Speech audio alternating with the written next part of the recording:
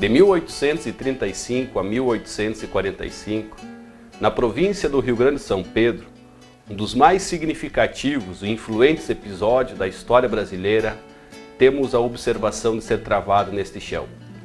De um lado, as forças legalistas, as forças imperiais, e do outro lado, as forças revolucionárias farroupilha.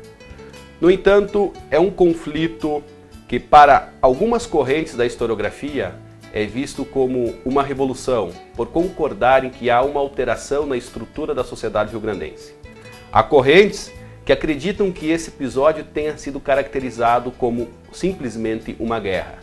Porém, o que se tem consolidado é que esse conflito envolvendo os farroupilhas e os imperiais nada mais foi do que um levante aristocrático e latifundiário da elite estancieira do Rio Grande do Sul, porque os conflitos aqui desenvolvidos foram oriundos dos grandes proprietários de terras, dos grandes estancieiros e dos grandes charqueadores, que nada mais, nada menos estavam defendendo os seus próprios interesses em relação ao governo central que estava situado no Rio de Janeiro.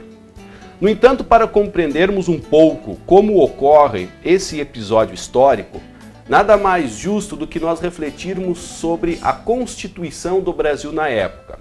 Nós vivemos em um período imperial onde o imperador Dom Pedro I havia abdicado o trono em 1831.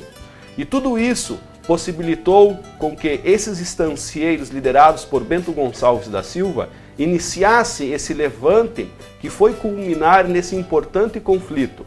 A partir de então, nós temos na sociedade rio-grandense um conflito armado, um conflito sério, aonde muitas vidas foram colocadas em jogo. No entanto, esse conflito dos farroupilhas no Rio Grande do Sul não é um conflito isolado. Nós temos, na mesma época, no conjunto da organização da história brasileira, conflitos que ocorrem em outras províncias, longe das províncias centrais. Nós temos movimento como dos cabanos no Pará, movimento da balaiada no Maranhão, a sabinada na Bahia e o conflito dos farroupilhas que ocorre primeiramente no Rio Grande do Sul e depois se consolida na província de Santa Catarina.